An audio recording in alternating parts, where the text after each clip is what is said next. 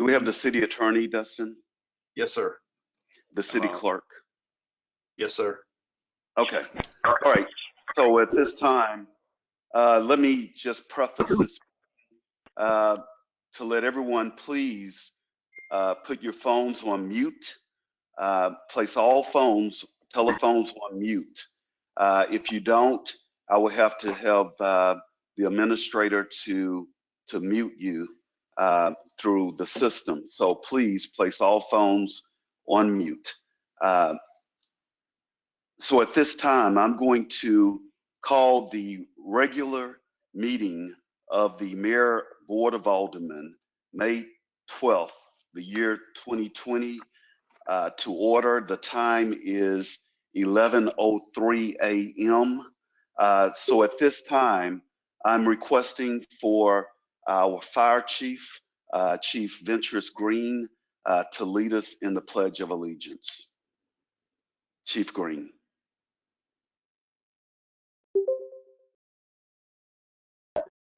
445-5071, Natchez County Barn number 1. What barn is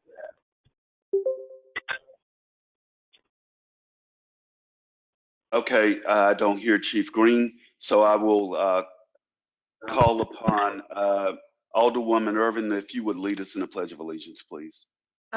Yes, Mayor. Let's see. Unmute. I pledge allegiance to the flag of the United States of America and to the republic for which it stands, one nation, under God, indivisible, with liberty and justice for all. On the phone? That's all easy. Okay, thank you, Alderwoman Irving. Let us pause for a few moments of silent prayer, please.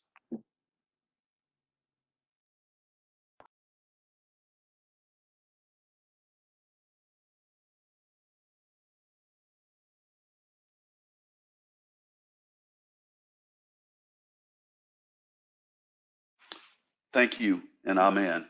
At this time, we will have the roll call by the city clerk, Ms. Fortenberry. Yes, sir. Alderwoman Mathis? Here. Alderman Frazier? Here. Alderwoman Smith? Here. Alderwoman Irving? Here. Alderman Davis? Here. Alderman Dillard? Here. Mr. Latham? I'm here. All present, Mayor. Okay, thank you, Madam Clerk. At this time, it is my honor and pleasure to welcome all visitors. First on the list, we have Mr. Melvin Davis, who is the Safety and Security Supervisor for the Natchez Adams School District. Mr. Davis. Yes, sir. Thank you.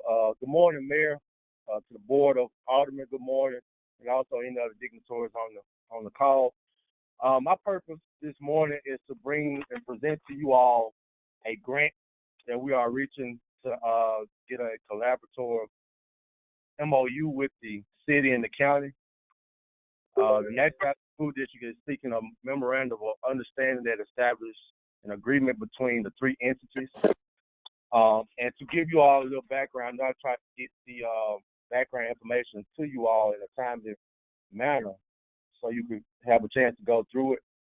But what it is a Stop the Violence School Act grant that describes the following categories for school safety. It will bring training to prevent student violence against others. That's including itself.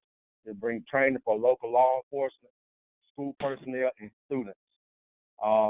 The receipt of this $750,000 grant, the best part about it is there's no monetary match for the school district, the city, nor the county. It will allow districts to purchase technology, communicative hardware that will allow us to recognize, respond quickly, and help prevent acts of violence. Basically, what I got from it and what I want to present to you is that this will take out a middleman. What I'm looking to do is implement a report writing system that will be able to contact the county and the city all in one time. If we have something on campus going on, this is something that the city will have access to as well as the county. It provides a lot of training. The city police as well as the county sheriff department can receive funds through training. So that's ways that it'll benefit them. And I think the best part of all is it ensures safety for your kids, your grandkids, my kids, and anybody else who attends the public school system. Because as we know, you can't educate without first being safe. And we just looking to see if we could get that MOU from you all today, or get it presented to you all today. Okay, you've heard the presentation from Mr. Davis. Are there any questions for Mr. Davis from the Board of Aldermen? Any questions? Okay, you've heard the request. Mayor? Yes, Ms. Mathis. I move the memorandum of understanding. Okay, is there a second? I second. All right, it's been seconded by Alderman Davis, moved by Alderwoman Mathis, that we supply the school district with a memorandum of understanding. Unreadiness on the motion. Mr. Mayor, Yes, City Attorney. I just wanted to point out to Mr. Davis, Pam sent me 3 documents dealing with this grant. And on the email, one of them mentioned a MOU, but there wasn't an MOU attached. There was another document describing the grant. So we need to get that MOU as soon as we can. Yes, sir. I'll make sure I get it to you all today. Okay, send it to the City Attorney, Mr. Davis. Okay, I still have your email, Mr. Latham, so I'll shoot you an email and get it to you. Okay, thank you. Is there further readiness on the motion? Hearing none, Alderwoman Mathis, how do you vote? Aye. Alderman Frazier, how do you vote? Aye. Alderwoman Smith, how do you vote? Aye. Alderwoman Irving, how do you vote? Aye. Alderman Davis, how do you vote? Aye.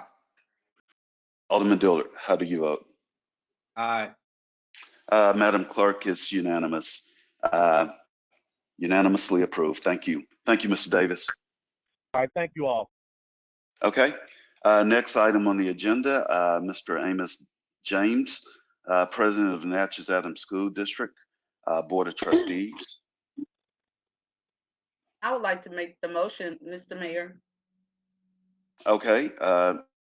Ms. Irving? Okay, I would like to make the motion that the Natchez Adams School District Board of Trustees is requesting the reappointment of Mr. Amos James. So there's a motion to reappoint him? Yes. I'm seconding the motion, Mr. Mayor, since I put him on the agenda. Okay. All right, it's been moved and seconded by Alderwoman Mathis, moved by Alderwoman Irving, the reappointment of Amos James to the Natchez Adams School District Board of Trustees. Readiness on a motion? Hearing none. Alderwoman Mathis, how do you vote? Aye. Alderman Frazier, how do you vote? Aye. Alderwoman Smith, how do you vote? Aye. Alderwoman Irving, how do you vote? Aye. Alderman Davis, how do you vote? Aye. Alderman Dillard, how do you vote? Aye. There it is, Madam Clerk, it's unanimous, the reappointment of Amos James to the school board. Next item, we welcome Mr. Trey Hess with PPM Consultants. Good morning, Mr. Hess. Good morning. Just to make sure you hear me, am I coming through? Yes, you are. Great. Okay. Well, if you'll recall, last fall, I came before the board to discuss the Brownfield Grants and a very, very highly competitive grant program, and the city elected to apply again for a second year. If you remember, last year an application went in, and the city did wonderful. They did a 95 out of 100. I don't know about you guys, but making a 95 on any test that I've ever taken seems to be an A and with a passing grade. But actually, that was not good enough. So 5 points were off on that one. And so a 95 was not quite high enough. So City of Natchez went back and did a debrief, and we helped rewrite that. And this time it was, what I understand, around a 97. Now I've got it. That's preliminary information for what I understand. Out of 100, it's actually 146 out of 150 points. Well, last Wednesday they notified all of the, they made the announcement for the grants. There were 155 grants throughout the United States, totaling $65.6 million. And unfortunately, though the score went up a little bit more, it was still not quite there. So I believe, Mayor, you should be receiving a letter from EPA saying they appreciate the try and they encourage trying again. The information that I have received from some of my contacts with EPA was it was a disappointing year for them, particularly Region 4. In the past, several years ago, they were usually getting about 40 grants in the 8 states that make up, I would say, close to the Southeastern Conference sort of footprint. This year, there was only 26 that were successful in the Southeast. It's become a very competitive process, and roughly they've received 448 applicants. 155 were winners, which is about a 34% chance of winning. This year, 70% of the winners were repeats. So in other words, if somebody had won one in the past, that they had 70% of the time were winning or winners. So Natchez being a new one, there was only a 30% of those were winners. One thing that we can cull from this is that it's very, very close, and being that we have some friends that are actually working for EPA, we hope that we can get a debriefing, and in the fall, when this grant process comes about again, reapply and be successful this next time around. Just to give you some context, I've always told folks don't expect to win it the first time out. In fact, just to give you an idea, Vicksburg won again, but they had tried 3 times, actually 3 times before they won, and they'd actually tried another time, maybe 5 or 7 years before that. Canton won again, but it took them 3 times to get it. And South Delta has tried for 7 times and finally got it. So it's a very competitive process, and it's just a matter of resubmitting and taking the debrief recommendations from EPA and trying to make it a stronger application. One of the things that I did in the past week was reach out to EPA and get a sense as to what are some things that can be done. And they said, well, obviously getting the debrief is the first thing, but they also suggested that going forward with what's called a targeted brownfield assessment, which can be something that can be done for one particular property, and we just need to evaluate what that property can be done over the next couple of months. It's unfortunate about this, but I feel confident that next year will be a winning year, and with that, that's kind of where things are right now. Okay. All right. We certainly appreciate you giving the board an update, Mr. Hess, and I'm sure that the city will submit another application for the next round and see if we can be successful. But there's good news that we did score 95 out of 100, and we certainly appreciate you coming on the call today to provide the board with an update. Thank you, Mr. Hess. You. Okay. Next item on the agenda, any unfinished business before the board? If not, we'll move on to county business. Is there any county business before this board? Yes, sir, Mr. Mayor. This is Ricky Yes. Gray. Yes, Mr. Gray. We had a recommendation from the EOC this morning. They are recommending, since the businesses are beginning to open back up, and we have a order that says from 10 p.m. to 5 p.m. a.m. in the morning. They recommending, since people gonna be working and some of the stores gonna close at 10, they recommending extending that 10 o'clock to 11 o'clock to give them a chance to clean up and get off work and get home. And that's in respect to the curfew, Mr. Gray? Yes. I didn't hear you, I'm sorry. Yes, sir. Okay, so from 11 p.m. until 5 p.m.? Yes, sir. I'm sorry, 5 a.m.? Okay, all right, so you've heard the request from Emergency Management Operations Center via the Board of Supervisors that to allow the curfew to go in effect from 11 p.m. until 5 a.m., moving it from 10 p.m. Yes, Ms. Smith. Just before we make any decisions on that, could we hear from our police chief just to see what he feels, if there will be any impact from that on our inside the city limits? Okay, sure. I certainly appreciate that. Chief Armstrong? I concur. I think it's a great idea. Even before the change, there have been some individuals who've been running real close, trying to be home under the current time limit. So yes, the extension should work quite fine.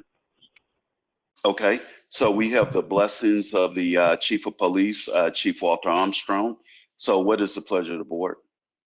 Mr. Mayor, Yes, Ms. I Mathis. move the extension of the curfew. A second. Okay, it's been moved by Alderwoman Mathis, second by Alderwoman Irving, that we extend the curfew or modify the time of the curfew from 10 p.m. to 11 p.m., running up until 5 a.m. in the morning. Unreadiness on the motion. Hearing none. Alderwoman Mathis, how do you vote? Aye. Alderman Frazier, how do you vote? Aye. Alderwoman Smith, how do you vote? Aye. Alderwoman Irving, how do you vote? Aye. Alderman Davis, how do you vote? Aye. Alderman Dillard, how do you vote?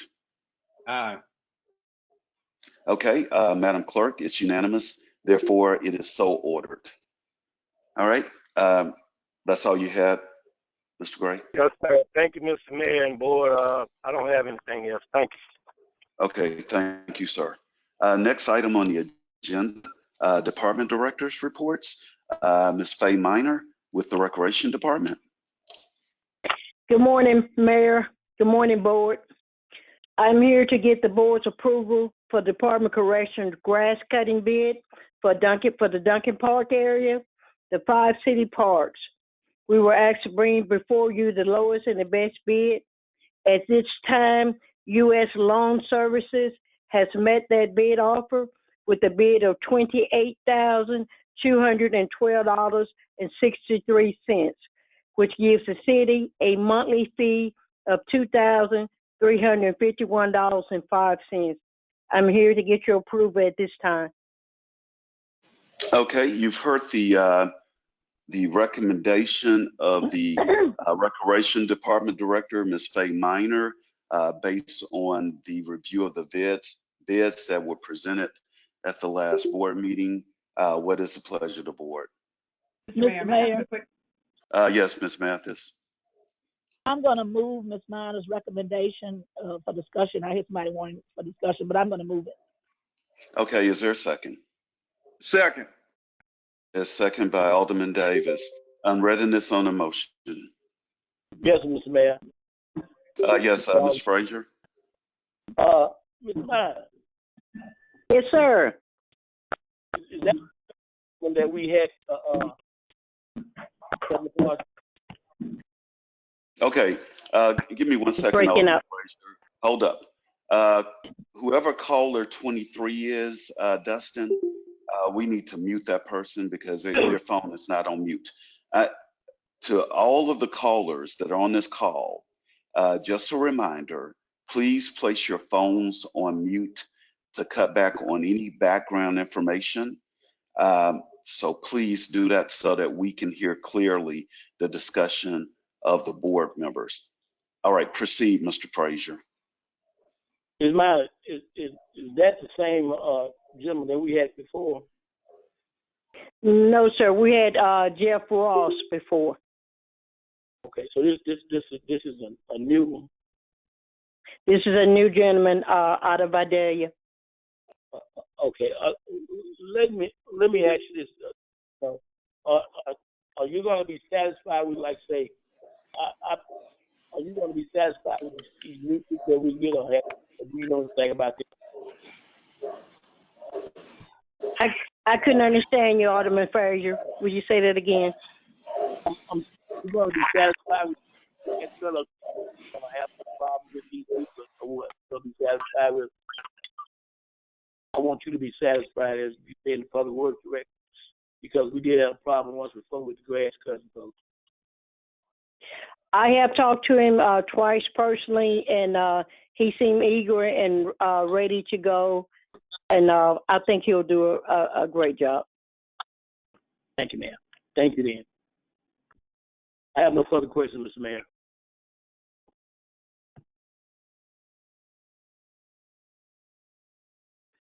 I have no further questions.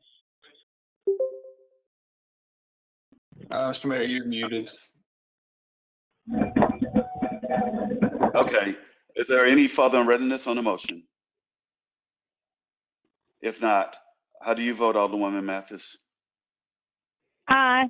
I was trying to ask a question. I'm sorry. Okay, I'm sorry. Go ahead, Alderwoman Smith. Thank you. I don't know. It's kind of hard with this situation, so thank you. Yes, I was just wanted to quickly know the difference between the pricing on this new contract and the previous one, please. Okay, Ms. Minor, what's the comparison on the previous contract? How much was it? There is a $3,000, $3,790-some difference. And when you say that difference, is higher or lower? The bid we have now is lower. Thank you, Mr. Mayor.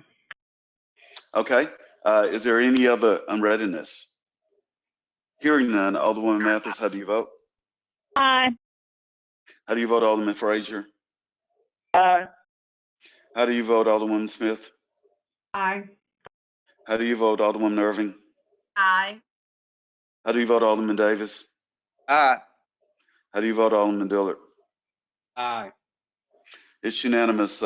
Contract awarded to U.S. Lawn Services in the amount of $28,212.63. That's 28,212.63, and that's annually. Thank you, Ms. Minor, unless you have anything else. Ms. Minor? Thank you. Okay. Yeah, go ahead, Ms. Frazier. It seems that I can ask a question to Ms. Minor, to the board. Yes.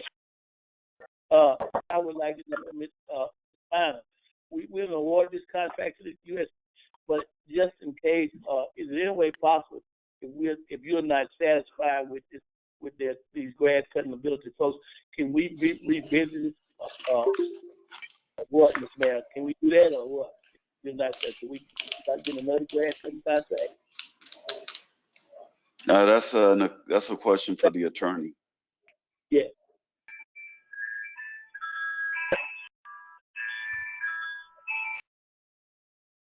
Mr. Attorney? Yes, sir.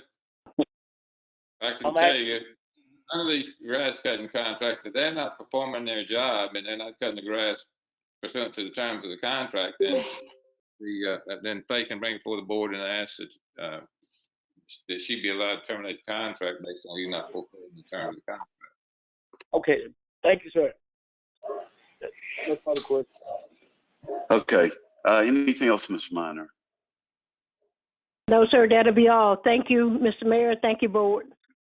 Okay, thank you, Ms. Minor. Ms. Sabrina Bartley, Senior Good morning, Center and Mayor. Natchez Good morning, Transit. board. Thank morning. you. I'm excited this morning to share some good news that I have identified that the Mississippi Department of Transportation Public Transit Division has funds from the coronavirus, COVID-19 aid, relief, and economic security, which is better known as the CARES, C-A-R-E-S Act, to prevent, prepare for, or respond to public transportation related impact of the COVID-19 emergency. These special funds can be used for administrative and operational costs associated with services provided through Natchez Transit System.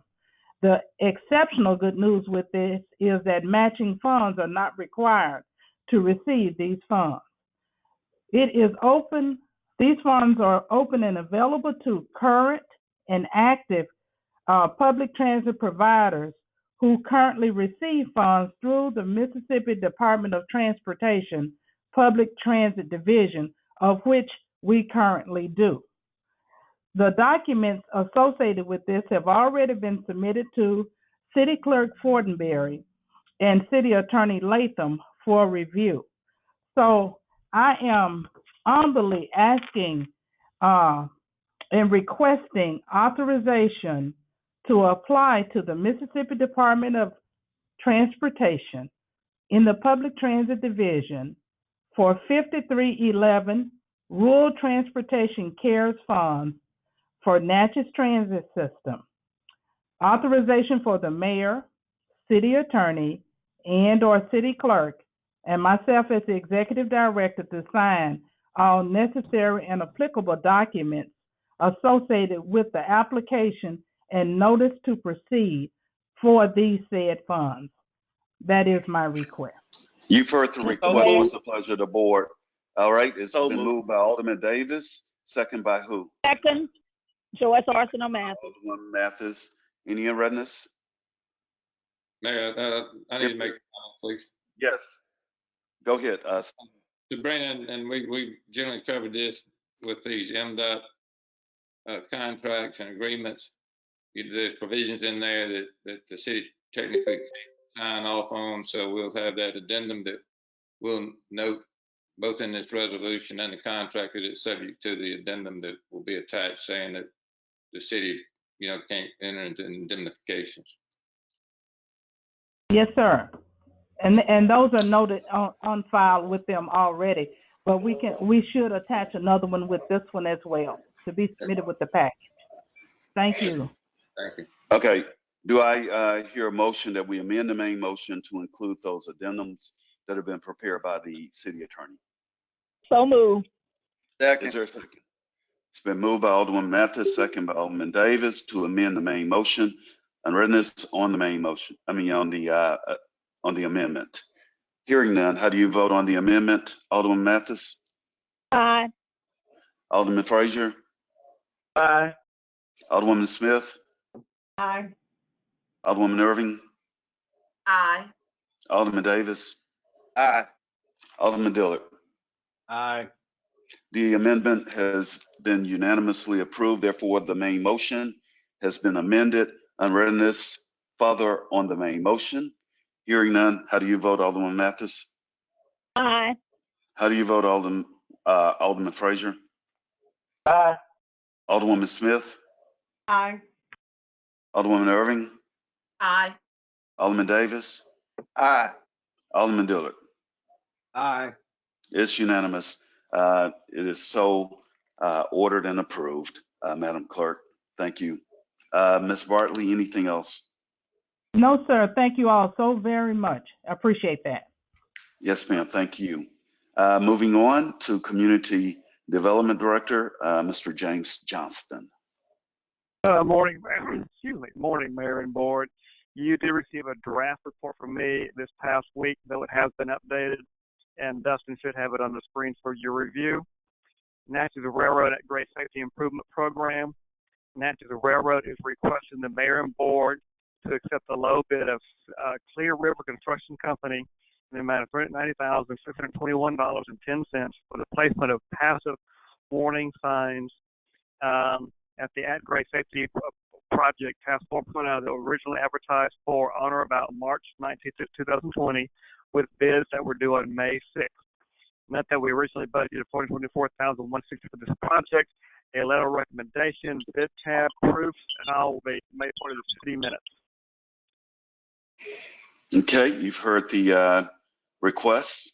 What's the pleasure of the board? So move. Is there a second? Second. It's been moved by Alderwoman Irving, second by Alderman Davis, to comply with the request. Any unreadness? Yes, Mr. Mayor, what was that amount again, if I may? $390,621.10. Thank you. Further unreadness? Hearing none, how do you vote, Alderwoman Mathis? Aye. How do you vote, Alderman Frazier? Aye. How do you vote, Alderwoman Smith? Aye. How do you vote, Alderwoman Irving? Aye. How do you vote, Alderman Davis? Aye. Aye. And how do you vote, Alderman Dillard? Aye. It's unanimous, Madam Clerk. Moving on, James. Citywide Water Improvement Project 2018 CDBG Public Facilities and SRF. Staff is requesting a motion to approve the following payment. WGK, our consulting engineer, invoice number 49970, invoice amount $14,700 to be paid for by the SRF monies received by Natchez Waterworks. You've heard the request. What's the pleasure of the board? Do I hear a motion? Is there a motion? So moved. Is there a second? Is there a second? Second. Second. Okay, it's been moved by Alderwoman Irving and second by Alderman Frazier. Any unreadness on the motion?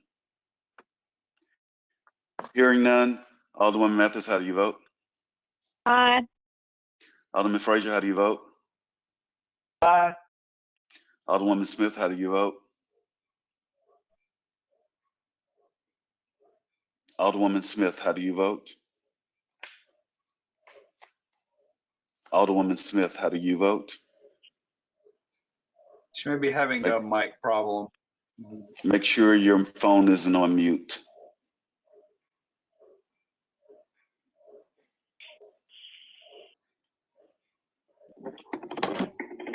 Hey, can y'all hear me now?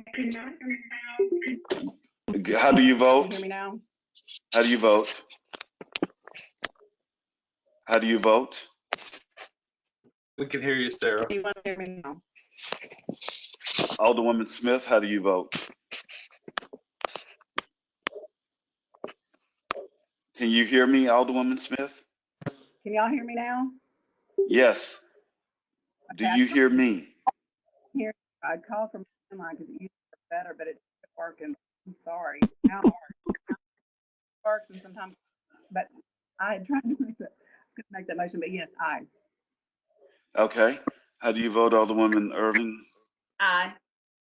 Alderman Davis? Aye. And Alderman Dillard? Aye. Payment approved unanimously. Moving on, Mr. Johnston. In addition, earlier this year, the board granted staff permission to hold the required second public hearing for our block grant project. With this, a virtual public hearing has been set up for 11 o'clock a.m. on Tuesday, May 26th, with a copy of the hearing and calling information provided to you. Pop-up Farmers Market on North Broadway. If you have not had an opportunity to go by the pop-up market on Saturday mornings, do so. We are experiencing very good crowds, and vendors typically are selling out of their merchandise well before noon. And that concludes my report, Mayor. Okay. Yes, Mayor. Ms. Mathis. I have a question for James. James, what about this? I think we passed something, but I don't think it's the same one for the engineering on that railroad grade safety improvement. That is correct, Ms. Arsenault. The committee did review them last week. They were submitted to the project engineer, and my assumption is he is negotiating with the preferred firm. Once that negotiation is complete, they'll make their recommendation back to the board, hopefully for the next board meeting. Okay, thank you. Yes, ma'am. Okay, anything else, Mr. Johnston? No, sir. Okay, next, Chief Armstrong, Natchez Police Department. Just want to let the board and everyone that's listening to know that things are going quite well in the city. We are experiencing a reduction in calls to service. Everybody is complying for the most part with the guidelines that's been put forth. We are having some issues with the curfew, and we certainly encourage everyone that's listening to know that we do in fact have a curfew in place, and we're asking the citizens to abide by those guidelines and the curfew that's out there. Other than that, the staff is doing fine at the Natchez Police Department, and everything is going well. Thank you very much. Okay, thank you, Chief Armstrong. Any other department directors? Any other? Mayor Brunel. Yes, Mr. Gianni, City Planner. Would you like me to present the sidewalk cafe now or during your report? You can present it now. Okay, yes, sir. And Dustin, would you help me bring up that PowerPoint presentation? It should be up now. Great, thank you, Dustin. I hope everyone can hear me. Hope everyone's doing well. Basically today, I received a couple of phone calls from some restaurant managers and also a email from Debbie Hudson of the Chamber of Commerce concerning the potential revision of the sidewalk cafe parameters in the City Code of Ordinances. So Dustin, if you would just go to the next slide.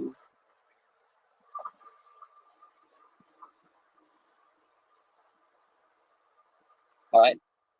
So in addition, the downtown master plan encourages this more pedestrian friendly environment to include portions of the sidewalk not impacted by accessibility requirements, to allow sidewalk dining and those sorts of things to, enhance downtown. Next slide, please, Dustin. Okay. So right here, I'm not going to read this existing code section, but because I have it summarized on the next slide. So if we could go to the next slide, Dustin. So basically, the existing code it's allowed in commercially zoned districts. There's a $100 permit fee. And right now there's two bonds that are required. One is a $25,000 bond to indemnify city of any sidewalk or any incidents happening on the sidewalk. And another is a $500 bond to ensure compliance of all regulations. And if we go to the next slide, Dustin, we can see that just the recommended revisions, and this is basically from feedback from the Chamber of Commerce and restaurant owners, that eliminating the permit fee due to the fact that business license fees and other fees exist in the business community. So eliminating that permit fee, and also reducing or eliminating the bond requirement without, and coming up with an additional solution, maybe including the city on an insurer as an insurer on their liability insurance to prevent to protect the city from any sort of incident, but to allow the restaurant to successfully operate on the sidewalk. And then the final slide, Dustin. And then this is just a potential motion. Thank you, Mayor, and thank you, Board.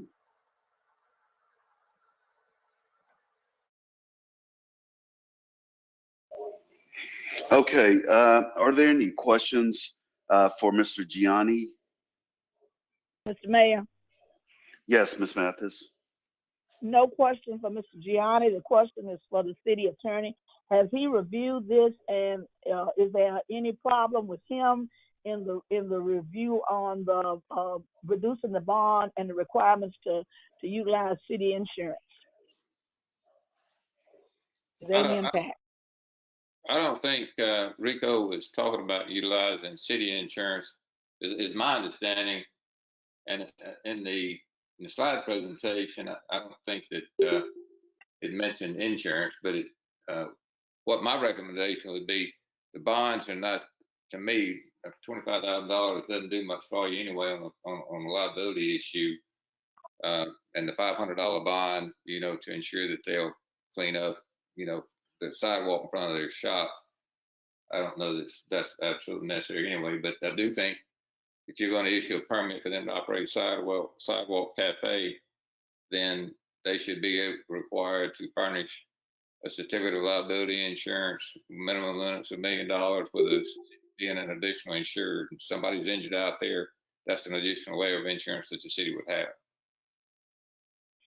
Mr. Attorney, do you have I don't have a copy of this. I know it's on the screen. Do you have a copy of this? No, this is the first time I've seen it on the screen.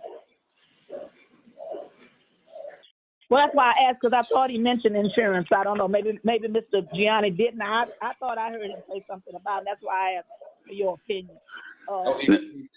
You mentioned it in discussing it. It's just not on the slide presentation. Okay. I'm asking for. Yeah, I apologize.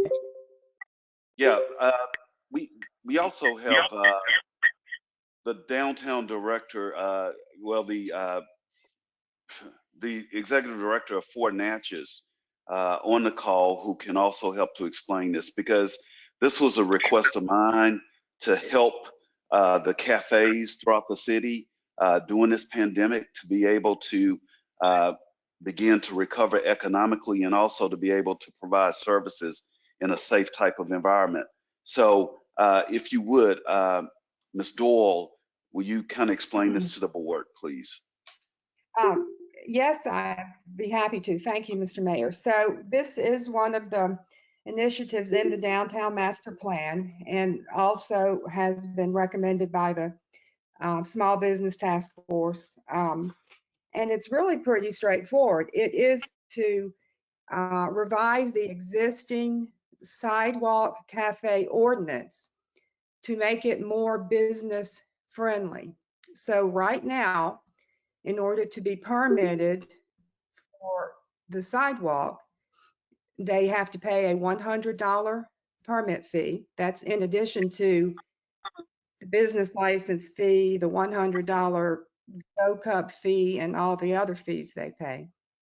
And then they also have to take out a bond in the amount of $25,000, which the restaurants say is onerous to them. And as Attorney Latham just pointed out, really wouldn't go very far should someone trip and fall. And then they also are required to take out a second bond in the amount of $500, which would be used if they violated the litter ordinance or other city ordinance. So what we are recommending, and this is after talking to several restaurant owners who have the potential for sidewalk operation, is that the permit fee be eliminated, or at the very least reduced to something nominal, and that the bond requirement, the two bonds, go away and be replaced with a they all carry liability insurance. So what the restaurants would do is they would name the city as an additional insured on their certificate of liability insurance. And they would also include what's called a waiver of subrogation rights. So that's a very standard thing. That liability insurance policy could be $500,000 or $250,000 or $1 million. But that's something that all restaurants already have in place, and it would actually afford the city a greater amount of insurance. Now, if somebody tripped and fell because there was a hole in the sidewalk, then that would not be on the restaurant. That would be on the city. But this has been recommended. We ran this by an insurance agent who said this was the way to go. So it's two revisions. One, eliminate the permit fee, and two, replace the bonds with the certificate of liability, naming with the liability insurance policy, naming the city as an additional insured and including a waiver of subrogation. And then the third thing would be that you would use your emergency powers to make this effective now instead of 30 days from now, so that restaurants could immediately begin taking advantage of this opportunity and create additional seating space and offer dining in the fresh air. That's it in a nutshell. I hope I explained it clearly. Mr. Mayor? I have a question. Yes, Ms. Mathis. Ms. Mathis. Back to the city attorney. I'm just asking, since I don't have a copy of it, and I'm just asking his recommendation because I brought that question.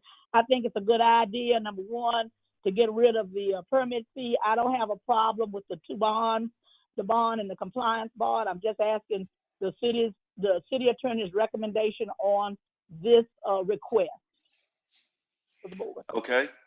Mr. Attorney? My recommendation would be to require a certificate of insurance showing that they're insured for $1 million with the city named as an additional insured and signing the waiver of subrogation. Okay. Mr. Frazier, you had a question? Yes, I have a question. Is this strictly for downtown or what? We're doing all this. I just want to know, is it for downtown or all over town? You're talking about restaurants and other stuff. Is this just for downtown? These are restaurants that have contiguous sidewalks.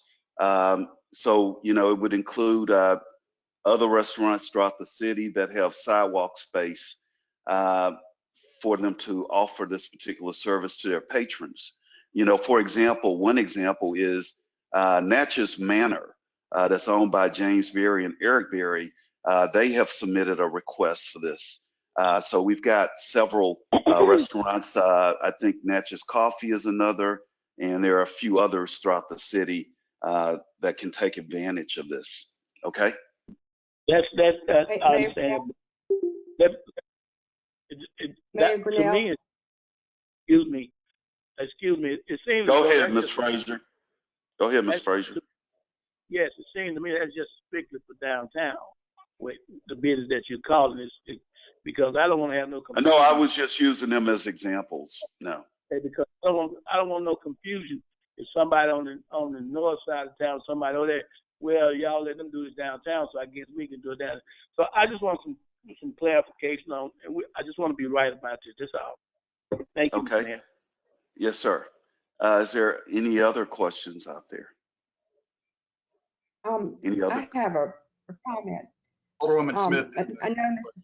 Frazier can't see the screen, but this would be allowed. This is in Mr. Gianni's PowerPoint. This would be allowed in the commercial district, so it's not just downtown.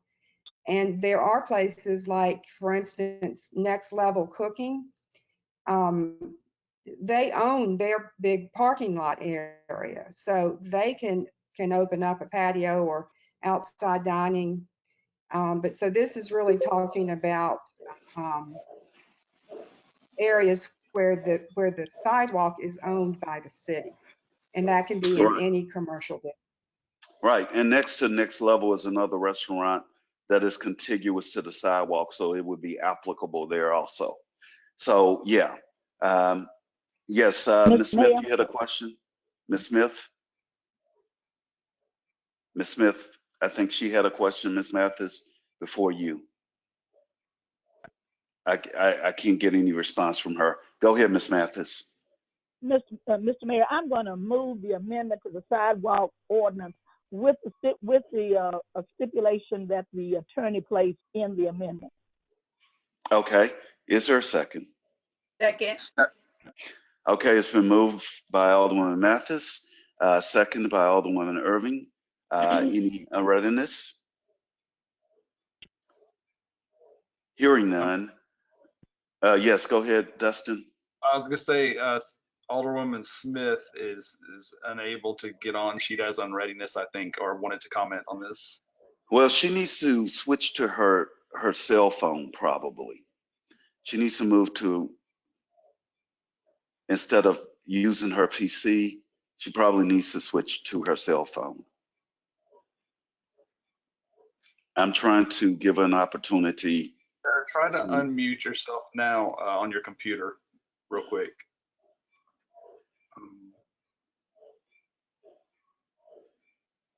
No, it's still muted. I can see Now it. it did for a moment, There we go. You're good. but it's not working right. So Okay, So- go ahead. I got to hang up on another call, and I'm gonna have to call in from another time. I wanted to point out one thing that I think would only be fair to point out. If someone does fall in a hole on a sidewalk or in a parking lot, the landowner could be held liable as well, because we have a situation in Natchez that happened, and that person had to pay. So, I mean, I think that we need to just make sure that the business, that the land, and then I couldn't hear waiving the fee, because I think, because the restaurants are having such a hard time right now, we all know financially, we could waive that at least for the rest of 20 and 21, but I might not have heard what y'all said on that. Thank you. Yes, the motion is to go along with the recommendations of the change in the ordinance to waive those fees, and also to require the restaurants to provide the liability insurance. Ms. Smith? And the waiver of subrogation. And the waiver of segregation. Thank you. All right, is there any other unreadiness? Hearing none, Alderwoman Mathis, how do you vote? Aye. Alderman Frazier, how do you vote? Aye. Alderwoman Smith, how do you vote?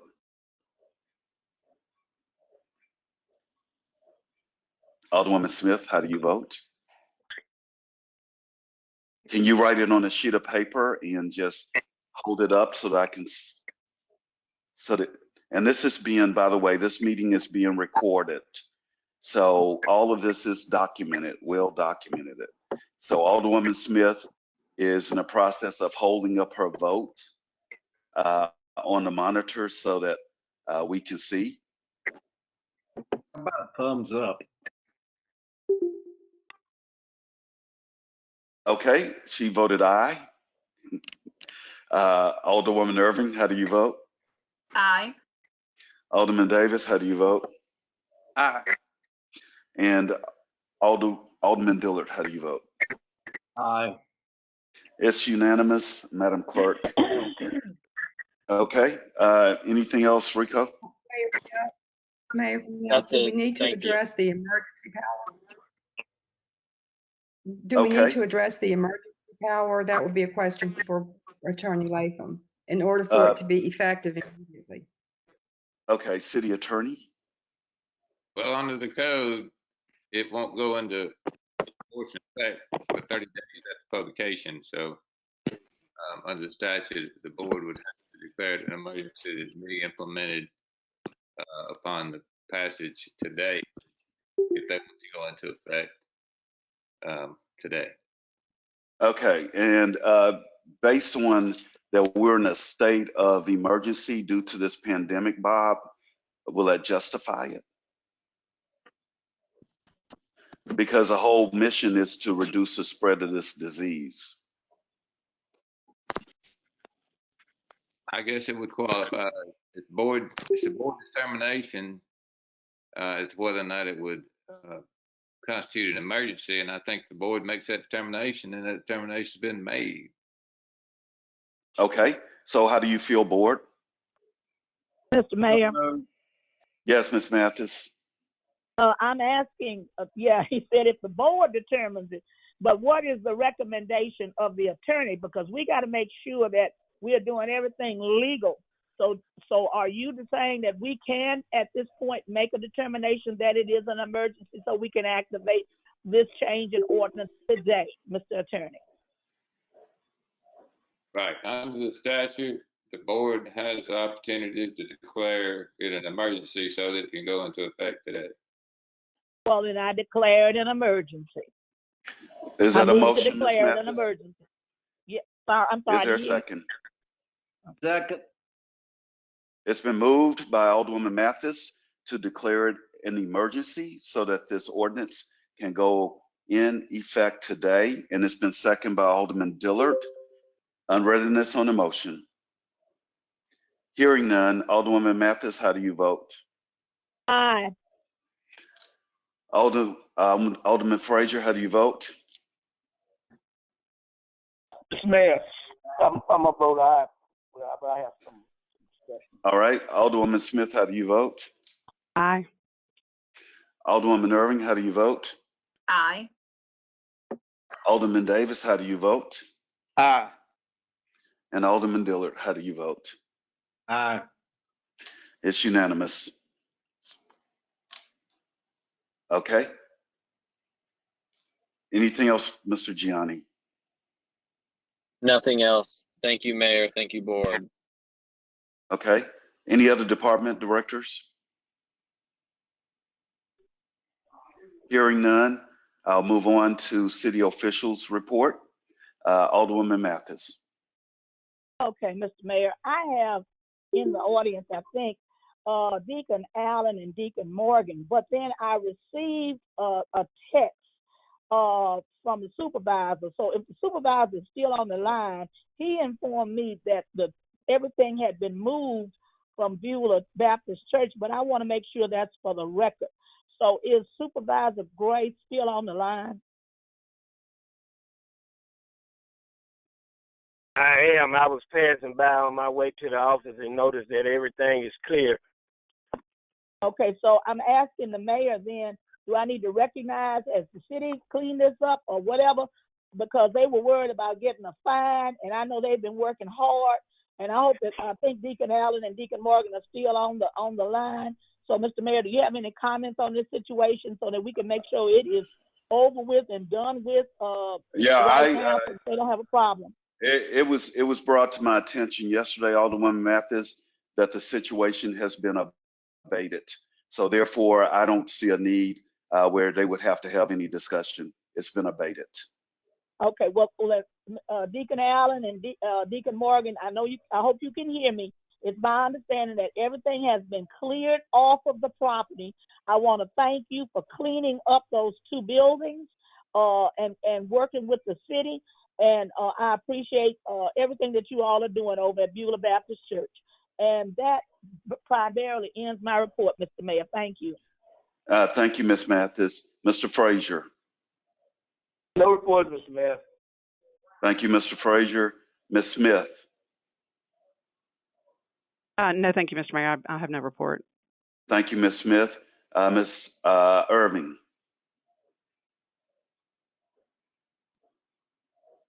Mr. Mayor.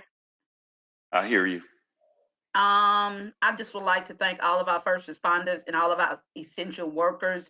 You are truly a valued member of this community, and I just want to thank them. Thank you, Ms. Irving. Mr. Davis. Mr. Mayor, I just want to tell the community to keep on sanitizing their hands, washing their hands, and continue on social distance and stay safe. That's in my report. Thank you, Mr. Davis. Mr. Dillard. Mayor, I have no report other than to present to this board the Finance Subcommittee's findings and recommendations. Should we do that now? Yes, sir. This is the appropriate time. Thank you, Mr. Mayor. Really just kind of short and to the point, the Finance Subcommittee has been reviewing the budget status reports and drilling down on different revenue funds and looking into our expenditures, and have prepared a motion to be made.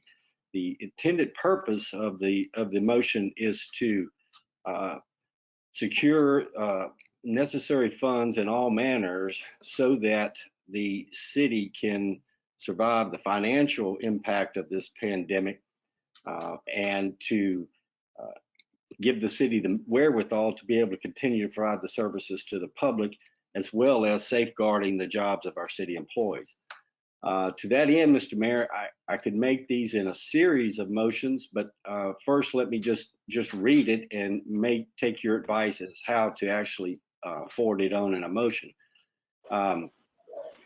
Motion to be made would be to freeze all hirings except for the police department, which includes new hirings, replacement hirings, part-time hirings, and seasonal hirings. The motion would go on to freeze all expenditures listed in the budget status report as travel and training, miscellaneous, contingency, vehicle purchase, and equipment purchase.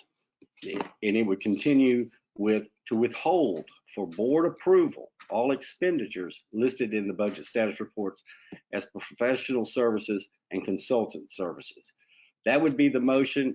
I think it's clear enough. If we can just do it in one, Mr. Mayor, please advise. Yes, go ahead on and offer that as a motion, Mr. Dillard. So offered. Is there a second? It's been moved and seconded by Alderwoman Mathis. Any unreadiness on the motion? Hearing none, Ms. Mathis, how do you vote? Aye. Mr. Frazier? Aye. Ms. Smith? Aye. Ms. Irving? Aye. Mr. Davis? Aye. And Mr. Dillard? Aye. And thank you, Mr. Dillard. And I would like to thank the members of the subcommittee, Alderwoman Mathis, Alderwoman Smith, Mr. Dillard, along with the city clerk and deputy city clerk and city attorney for serving as resources during that process, and some of the department directors that we had to put on call to deal with detailed questions. So I would like to thank them. The other subcommittee, you have a meeting that will commence this week. Pam, Ms. Patterson will send you out the notifications so that you can get started. Again, thanks to the members of that subcommittee for tenaciously looking into the budget.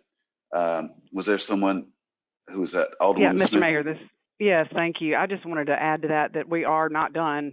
That's a start. We've got to get some more numbers from the city clerk's office and some other things that we'll look at. So we will be meeting again next week or later this week to go through some more information. Thank you. Correct. Yes, ma'am. There's continued work to be done there. Thank you so much. Moving on to city clerk's report. Madam Clerk. Thank you, Mayor. Mayor, I ask the board to consider approving the docket this week. Okay, you've heard the request of the city clerk to approve the docket of claims. So moved. Is there a second? Second. Moved by Alderwoman Smith and second by Alderman Davis to approve the docket of claims. Any unreadiness on the motion? Hearing none, Ms. Mathis, how do you vote? Aye. Alderman Frazier, how do you vote? Aye. Alderwoman Smith, how do you vote? Aye. Alderwoman Irving, how do you vote? I want to be omitted from the vote, sir. Okay, Because, let the minutes reflect Alderwoman Irving is not participating in the voting process. Alderman Davis, how do you vote? Aye. And Alderman Dillard, how do you vote? Aye. It is passed by a majority, Madam Clerk, with one not participating in the voting process. Next item, Madam Clerk. Thank you, Mayor. May I ask the board to consider approving the mini docket? You've heard the request of the clerk to approve the mini docket of claims. What is the pleasure of the board? So moved. Is there a second? Second. It's been moved by Alderwoman Smith and second by Alderman Dillard. Any unreadness on the motion? Hearing none, Alderwoman Mathis, how do you vote? Aye. Alderman Frazier, how do you vote? Aye. Alderwoman Smith, how do you vote? Aye. Alderwoman Irving, how do you vote? to be omitted from the vote, sir, and that's due to my salary and my son's salary and budget. Thank you, Mayor. Okay, you've heard, Madam Clerk, that Alderwoman Irving is not participating in the voting process. Alderman Davis, how do you vote? Aye. And Alderman Dillard, how do you vote? Aye. It Mr. passes Mayor. by majority. Yes, Ms. Smith. Just a question for the city clerk, and we don't have to talk about it now, but just for later. Is there any way that, well, the mini docket didn't have any payroll on there as far as the fire department. And is there any way that she can vote on the docket with the exception of payroll for fire? I guess or any expenses with fire. I'm just curious. We can talk about it later. It would have to be removed and voted on separate. Let's, Alderwoman Smith, let's deal with that later, because a board member, they have the right to not participate in the voting of the docket of claims if it's their prerogative. And it's always, and I was always told, if there was something that you felt uncomfortable about, because of a possible conflict, it's best not to participate. Am I right, City Attorney, or what? You're correct. Okay, thank you. All right, anything else, Madam Clerk? That's in my report. Yeah, thank you. Okay. Who is that, Mr. Dillard? Yes, I have a question for the city clerk, and I have the documents that are presented, the mini docket and the docket of claims, and my question is, when do these claims show up in the budget status report? Would be, say, for example, in the next budget report that we would see, these claims would actually show up in those budget status reports?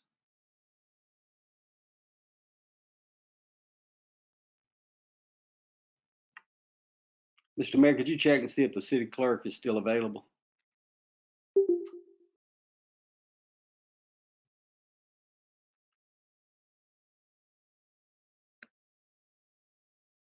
Hello, am I still here? Well, I'm not sure. I hear you. This is William. I don't know where everyone else went.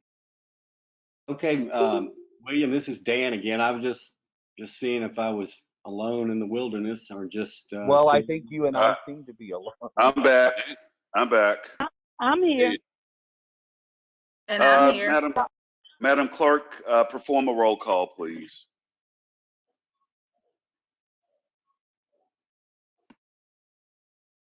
Maybe the clerk isn't on. Madam Clerk? Okay, let's just hold off for a few minutes. Let's let everybody log back on. Just be patient with us right now.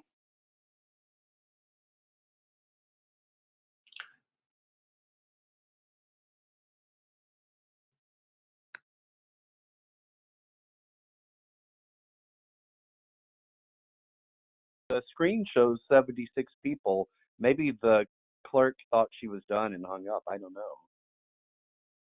know. No, the clerk cannot leave a meeting.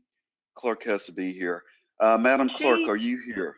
She's on, but I think she's gonna have to dial back in, Mayor. Hold on just a minute. Okay, just bear with us for a second, board, please.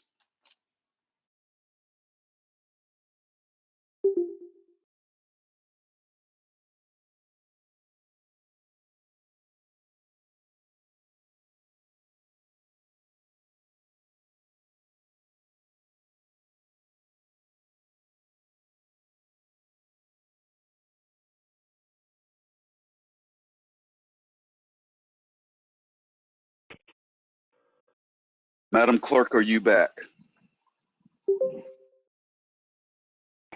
Madam Clerk, are you back? I'm here. Yes, sir. Okay, Madam Clerk, I need you to perform the roll call to make Okay. sure that we have all aldermen so that we can justify that we have a meeting. Validate, that is, that we have a meeting. Yes, sir. Alderwoman Mathis? Here. Alderman Frazier? Here. Alderwoman Smith? Here. Alderwoman Irvin? Here. Alderman Davis? Here. Alderman Dillard? Here. Mr. Latham? I'm here. Okay, everybody's here, Mayor. Everybody's present, accounted for. Okay, thank you. Okay, yeah, so answering Mr. Dillard's question, Mr. Dillard, those bills haven't been paid until y'all approve those bills. So when you approve them today, Tiffany will print those tomorrow and upload in the system. They won't show until you approve them. Now, the mini docket should be out there already, but the main docket, claims docket, cannot be uploaded until you approve the bills to be paid. Yeah, I understand that. I was just wondering when they would be posted to the budget status report, and I surmised that it would be the June budget report. And the question now leads into the second question I have, is that the budget report that I have dated May the 6th, is that a current budget report as standing? The date it was printed should be on the form you're looking at. So look up the corner, it should be the date printed. But it won't upload until y'all approve for us to pay these bills. So when Tiffany print checks tomorrow, it will upload in the system. Well, that's what why. you got today. Well, that begs my question, because when I look at the May 6th budget report, it should have the claims that were presented in April, correct? It should have the ones that were printed, the meeting, yes. So the last meeting in April should be on there, yes. Well, they're not there because they're all zeros, other than payroll. And that's the concern I'm bringing. And I think that if it is possible, I would like to get a updated May budget report for this monthly budget status report with the updated claims and invoices posted to that report. We will put it in your box. Okay, great. Mr. Mayor, Thank you. Yes, Ms. Mathis? I think all of us need that updated through the meeting that we just had, what we just did. If we can get that like by Thursday, we could work better. Thank you. Okay, thank you, Ms. Mathis. Thank you, Mr. Dillard. Madam Clerk, anything else? That's it. Thank you, Mayor. All right, moving on to the city attorney's report. Yes, Mr. Mayor. I've got two things. One, I've got the amended stay-at-home order on my report, and I have an executive session piece of business to discuss. With respect to the amended stay-at-home order, I had prepared a proposed resolution last week to send out to the board. Since that time, there's been a lot of discussion and also an additional executive order by Governor Tate Reeves. The executive order that we were considering was executive order number 1478, and the newest executive order pertaining to matters which the city would be interested in, executive order 1480. And I think there was quite a bit of discussion about this on Monday. And if you want the task force, William can give recommendation, and we can discuss that. The board can further discuss this resolution after his recommendation. Okay, so we're going to turn it over to the chairman of the task force, Mr. William Thames. And good afternoon, Mr. Thames. Hi, thank you, Mayor and Bob.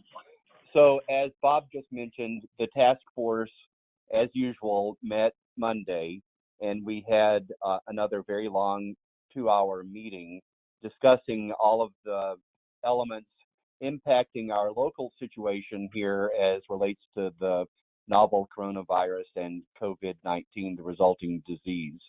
And looking at the state of Mississippi, we do continue to see, or at least we did until the very last couple of days, increases in all of the metrics around the disease and across the state. That means obviously increases in deaths, increases in hospitalizations, patients in ICU and the ventilator.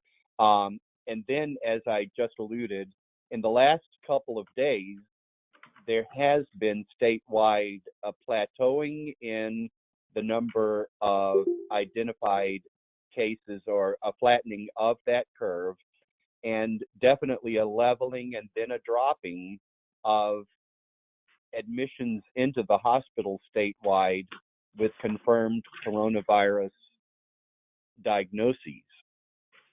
So that is definitely a positive. And then looking at our local situation, we do continue to have deaths, unfortunately. A large portion of those are, in my mind, concerning in that they are residents of long-term care facilities here in the county. At least 50% of our deaths have been residents of long-term care facilities. Nevertheless, that is consistent with national and even global figures, and that is that this disease does seem to be a high fatality rate for senior citizens. To recap, something that we shared to you, the Board of Aldermen, recently, we have always tried to approach our challenge here with helping our community to best deal with this virus from the perspective of educating the community, helping to protect the community, and support the community. And also, we've taken an approach of looking at this as being a multifaceted challenge. Obviously, it is primarily a public health challenge, and that is probably, that I will say that has been our chief objective, is to approach this as a public health challenge and dilemma. But it also brings other challenges to the table. It brings socioeconomic challenges. It brings, as our mayor has reminded us a number of times, mental health challenges. And we're beginning to see evidence of all of those challenges come more to the forefront and require more of our attention. All of you are aware that there is a strong sense of unrest developing among the citizens in our community as we've watched the state move forward with its last resolutions, as Bob just mentioned, and we've emailed those out to you. I think Dustin and Pam sent them out to you all by email today. The state has opened the door more and more to other businesses to open, as we have locally allowed our retail businesses to open, but not yet restaurants, salons, gyms, and other things that the state has. The county around us, around the city limits, has adopted fully the state's current official resolutions of opening these other categories of business, those being, again, restaurants, bars, salons, barbershops, gyms, health facilities, etc., albeit with very onerous and stringent regulations and guidelines. So with all of that preamble and background, and we discussed all of these issues for a full 2 hours, And I think you all are aware that the task force is made up of a wide array of people throughout our community, physicians, other healthcare professionals, representatives of our tourism industry and various facets of the city and the Chamber of Commerce, et cetera. So there's a wide number of perspectives weighing in on this. We did decide as a task force to bring a recommendation to you again today. It has been sent to you, and I usually don't like to read something, but I'm going to because I don't want to misstate anything. And as soon as I finish, we have Dr. Blaine Muir has joined us for this call, and I want to invite him to share his perspective, which is highly valued, and he's spoken to us before. So as soon as I finish what our recommendation is, I would like to ask Dr. Muir to comment, and he can help answer questions from his physician perspective and healthcare provider perspective to you as well. So here's our recommendation, and I'll read this quickly. You have it in front of you.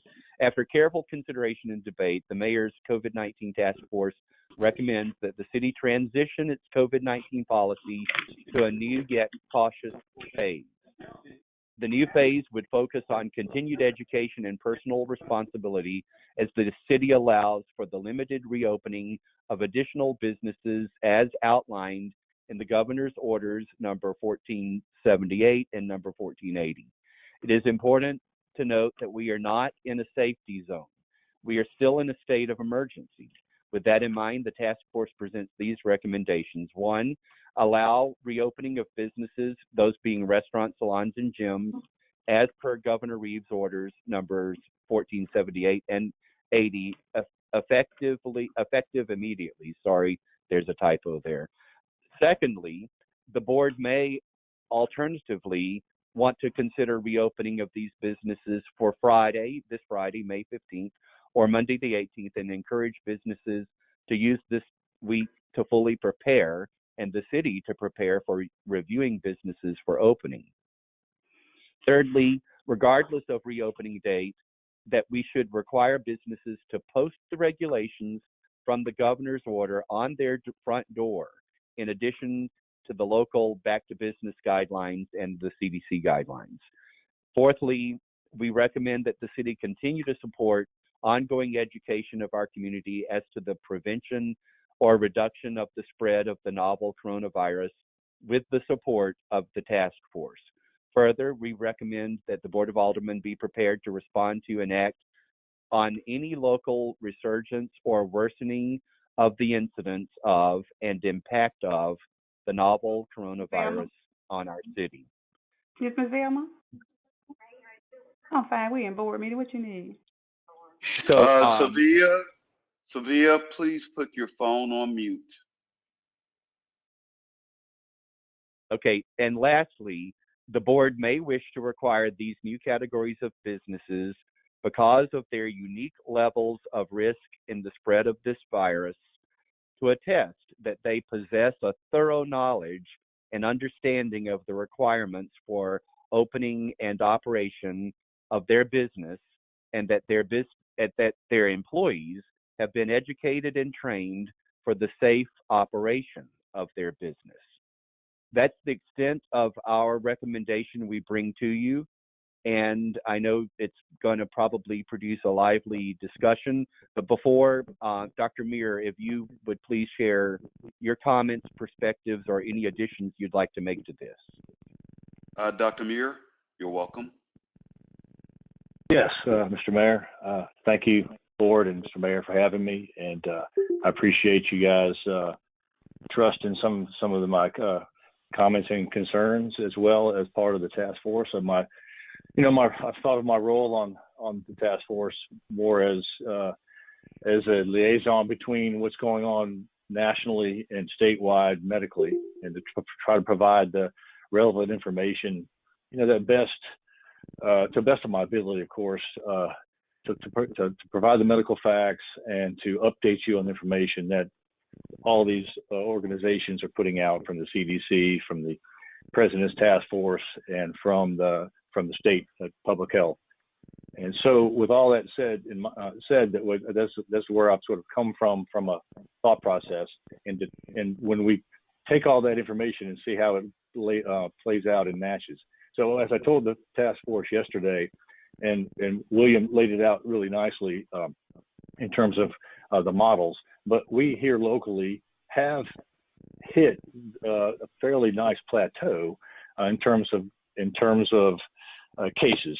We don't see the big bumps. We very unfortunately have had additional deaths, and William explored that in the opening of his comments. Certainly, with a lot of those being in the high risk population and the nursing homes.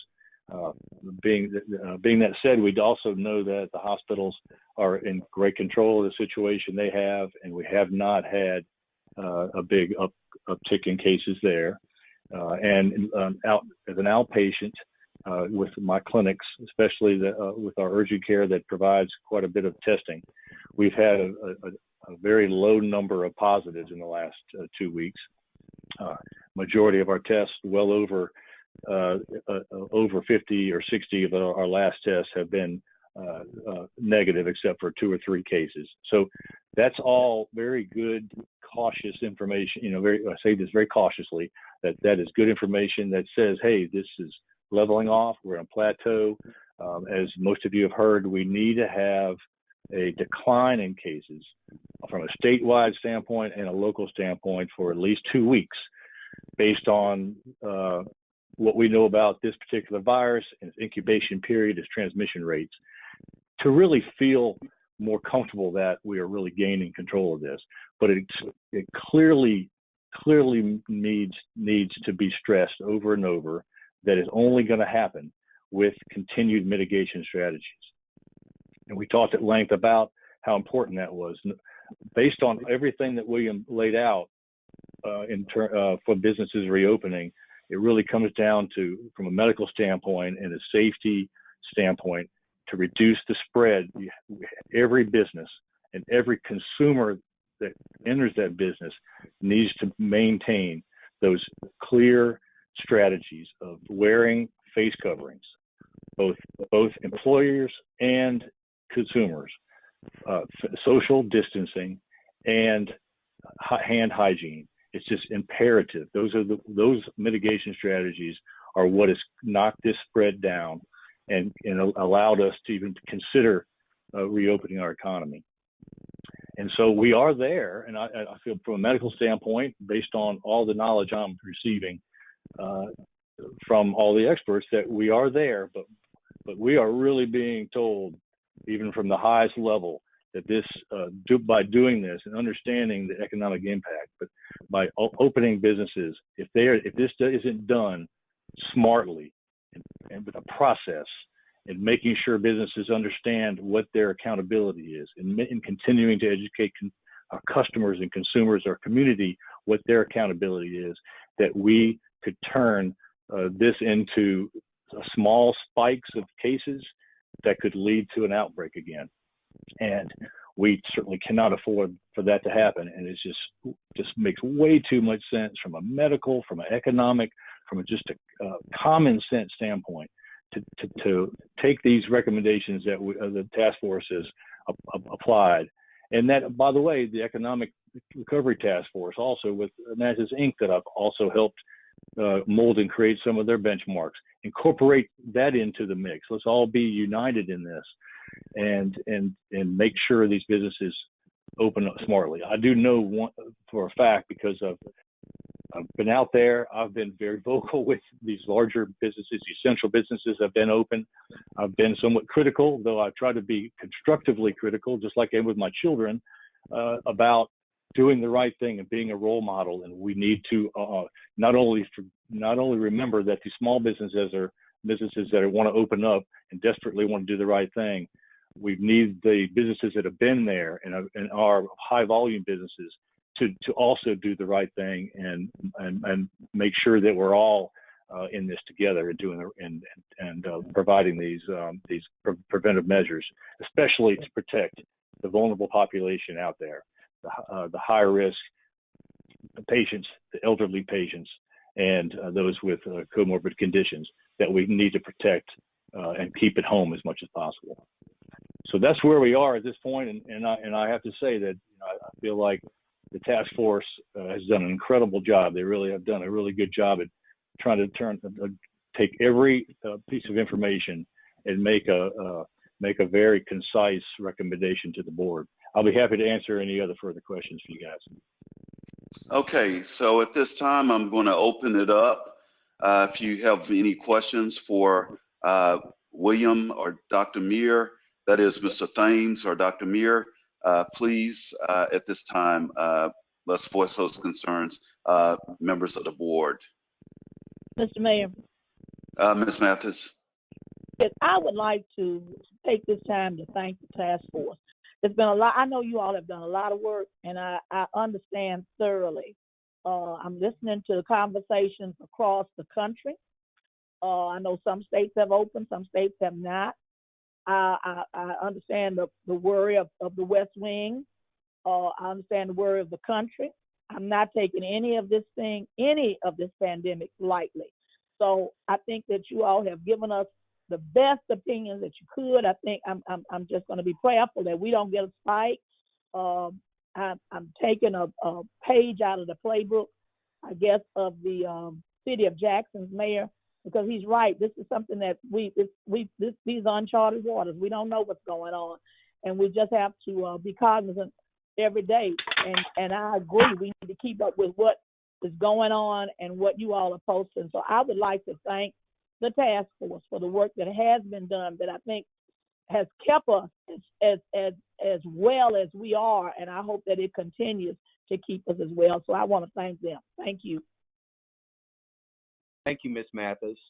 And if I may ask a question, I just received a text from a restaurant owner. In fact, she owns a number of restaurants here in town. And Dr. Muir, while you're still on the phone, you may be able to answer this question. Her question is, I wish all my staff could be tested before we open. That would make me feel so much better. Can you ask that at your meeting? Is that even possible? I've heard there was a shortage of tests. And I think that's a highly responsible and pertinent question.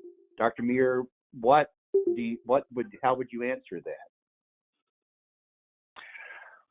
Well, William, there's two different types of testing that a restaurant owner would, or any business owner that has employees that are going to be in face-to-face with consumers would want to know. One is, sure, you want to know, hey, are they actively sick right now? Do they actually have the active virus? Or in two, have they been previously exposed and potentially had an asymptomatic course of COVID-19 and then have antibodies? And so to answer the first one with active virus, we don't have, unfortunately, we would not like some bigger city or bigger state health department that potentially can provide rapid testing for active virus. We can do this through our outpatient facility, but that's covered by insurance, obviously, and sent off. The capacity for the state health department to do that for businesses has not been explored. It certainly has. I haven't heard an answer to that, and they're limited to their ability to mass test like that. From an antibody standpoint, so it may be more important for those restaurant owners to sort of get an idea of who in their employment actually has some antibodies. Not that antibodies prove that you're completely immune to the virus, but antibodies tell you that your system has been exposed to the virus, has developed some response to it, therefore some immunity. We don't have the ability to measure the level of immunity to that yet, but it can certainly go a long way to help that restaurant owner know who they potentially could more safely put out to their consumers, still using all mitigation strategies, but much safer for them. Those antibody tests are available. We have quite a few of those antibody tests coming to our facility. We are going to be offering those starting later this week, actually. But those are some tests that we can't offer for free. We're going to give the best price we can give for the test. Insurances aren't covering that test yet. That is a test that's more of a I want to know if I've been exposed or not test. And I think it can help in a lot of ways for these businesses like the restaurant owner. We're just not there yet. We're not there locally to be able to quickly test large groups of people for active infection. So it's more important for those owners to just screen their employees every day. Right, and testing for active shedding of the virus is a static thing. It would only be good for that moment in time. If you were to take that approach, you would have to test every day. So, That's right. Okay, I got your answer. Thank you. Okay. Other questions, discussions from the board? Mr. Frazier. Yes, Dr. Miller, I will listen to y'all, which is very important. Also, here's my question. I could be wrong. You talk about those antibiotic tests, and then you came back and said that was if you can afford it. There's the thing of it is, most of the people that work in the restaurant or doing these jobs, stuff like that, they can't afford to even take a test. So how can they go back to work with the test is not provided? This is the problem that we have nationwide with people trying to take these antibiotic tests. They don't have the money because of these are poor people and minority people who don't have the money. Am I correct? Well, it's a great point, and I would say that the business owners and employers out there would challenge them that it may be very much worth their while and their time to buy these tests for these employees. It's not going to be an expensive test, but it's certainly to your point, it's not one that a prospective employee that's not working yet or that can necessarily dish out, but the employer could, and it may be cost effective for them to do that in regards to knowing more about their employers. I mean, their employees coming in. I think that's true too, but like I say, most, and I hate to say this again, most employees they can't do it because they're just not getting back on their feet. So we're in a dilemma in this country. Thank you very much. Yeah, I think Dr. Muir, on that question that Mr. Frazier presented to you, but I think the key, and you tell me if I'm incorrect, would be the employer encouraging or mandating that his or her employees wear masks and they constantly sanitize their hands between each transaction. Wouldn't that help to reduce the spread and the prevalence of this virus? I mean, absolutely. That's the number one point. And when we talk about antibody testing, we talk about PCR testing, rapid testing to see if you're actively infected. Those aren't as critical to know about someone who feels healthy. It's exactly what you just said, Mr. Mayor. Just mitigation strategies built into that job description, and making sure that those employees are educated, that the management and the owners are enforcing that, and that and we expect the same from the consumer when they go into that establishment. Thank you, Ms. Smith. Thank you, Mr. Mayor. Yes, I do know in the governor's it says the appropriate PPE shall be worn by all employees based on their duties, responsibilities, and adherence to the state and local regulations and guidelines on that particular issue. But I am prepared to make a motion to follow the governor's executive order. But I wanted to just quickly, before I do that, just really point out something that I feel is important. I think personal responsibility at this point plays such a tremendous part, because if you are vulnerable, elderly, or immune system compromised, I think that is on you to really decide very carefully how you proceed, whether you go in any establishment or not. And then if you are a business and that doesn't want to open yet, I mean, that is absolutely your decision to make. You might not feel comfortable with it. And, you know, with what Dr. Muir has said and what the COVID task force has said, you know, with the hospital numbers, I think that's important to consider in this.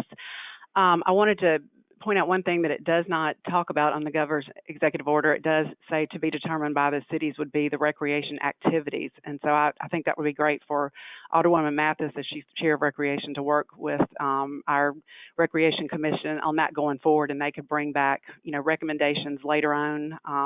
For now, I would like for her to work with the members of the task force on that, Ms. Smith.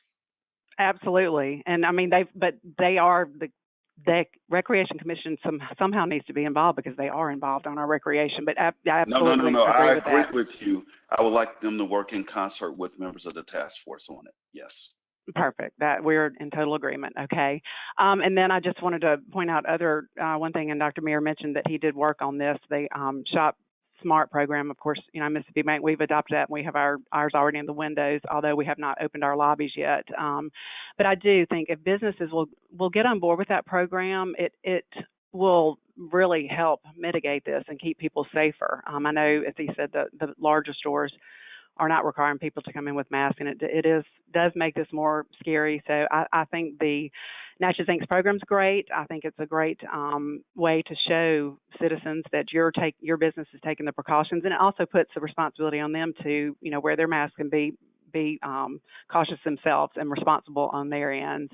So that being said, I did want to ask our city attorney, if I don't word this correctly, please feel free to offer the motion in a better worded way. But I just wanted to make the motion that the city of Natchez adopts the state of Mississippi governor's 1748 and 1480 executive order, and will follow this order as changes and amendments are made to it, and would amend those, would go ahead with those changes unless somehow we felt this didn't work for our community.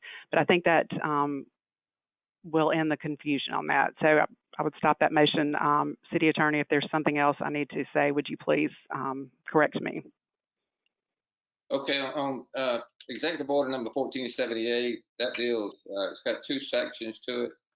The first section deals with the reopening of indoor in-house restaurants and outdoor. The second section deals with state parks, municipal parks, outdoor recreational activities. So with respect to your motion as to Executive Order number 1478, you would only want to adopt Section A unless there was some discussion about whether or not the city might want to move forward with just tennis and golf, and then make a determination on the other aspects, because those are kind of single. Golf's been open to play anyway with walking. So the question is whether or not Absolutely, because I include that, and it does include, the salons and other personal care facilities and all that. There are very specific guidelines on it that they all have to follow, and I think some businesses have been preparing for this for a time and are ready to start tomorrow. I think others are not ready and will probably themselves want to wait, on the honor system. If you're ready and ready to do this in the correct way, following the governor's orders on here, which are really very specific, and if you're not, then you would need to wait. I would recommend to you, Ms. Smith, to just go ahead on and offer the motion based on the task force recommendation that has been presented by Mr. Thames. And of course, as far as recreation, to include golf and tennis with the proper stipulations that would have to be in place there. May I clarify when that would be opening? Clarify what would be opening? The businesses, would that be tomorrow if they're ready? If they're ready, yes. If they are ready. Okay. And I know I've talked to a few barbershops and cosmetology shops. They have everything in place. Okay, good. I just heard that Friday thrown in. Okay, I heard that Friday thrown in there, and I thought maybe the task force, because the call I was on, it was going to be right away. So I thought maybe y'all had changed something. So yes, I agree with that tomorrow. And that would be the motion. Please, Mr. City Attorney, just lay it out very clearly. Okay. Yeah, let me try to just restate from the standpoint of Executive Order 1478 that the city will adopt Section A in full of that particular executive order. With respect to Section B of that order, the board will exclude that section with the exception that the city will allow the tennis courts to open as long as there's no group play or league play, which would cause a lot of people to congregate at the courts, and that the golf would be allowed to reopen, provided that there'd be only one person in cart, unless there's family members playing together, that they can occupy a full cart. And then just a moment. My phone's talking to me. With respect to Executive Order 1480, I think that can be adopted in full because it just has two sections, one dealing with the salons and barbershops and the other dealing with fitness centers and exercise gyms. Okay. So that's your motion, Ms. Smith? Now, Yes. Let me add one thing, please. And the chief had it on the agenda, and I want to make sure if the chief is still on the meeting, there was a request to add the curfew and fines and curfew violations in the stay-at-home order. The board earlier adopted, the county's amendment to their curfew to be from 11 p.m. to 5 a.m. The city never officially adopted the curfew as I understand it. And I think we could add in this particular stay-at-home order that the city is going to adopt the curfew as adopted by the county as it's been amended today, and provide that any violations of the curfew be subject to those fines and penalties set forth in the stay-at-home order. Because in discussion with the police chief, they break up these people that are violating the curfew, but they just kind of thumb their nose at the policemen because there's no enforcement provisions. So if we could add that, if the chief is still, it's my understanding he's on board and wants to do that. He could Yes, sir. Yes, sir, Mr. Attorney. I am still on, and as I stated to you all before, we are having some significant problems with people violating the curfew, and we have had some crimes committed, all of which happen after hours. We are confronting these individuals without being able to take any actions because lack of a penalty. So yes, we certainly need teeth in our curfew so we can better deal with those individuals that's in violation.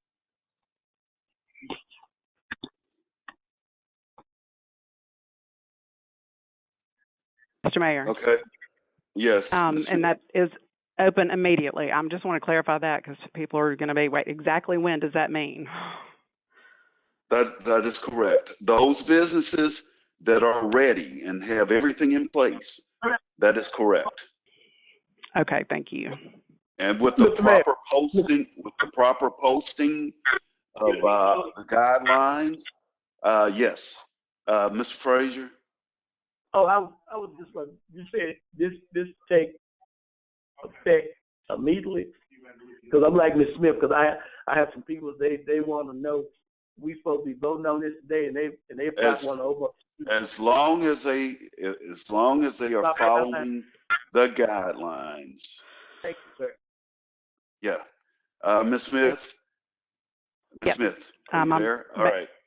Are you going to offer the motion including the curfew along with the fines that are to be imposed and penalties that are to be imposed with the curfew to go into this order?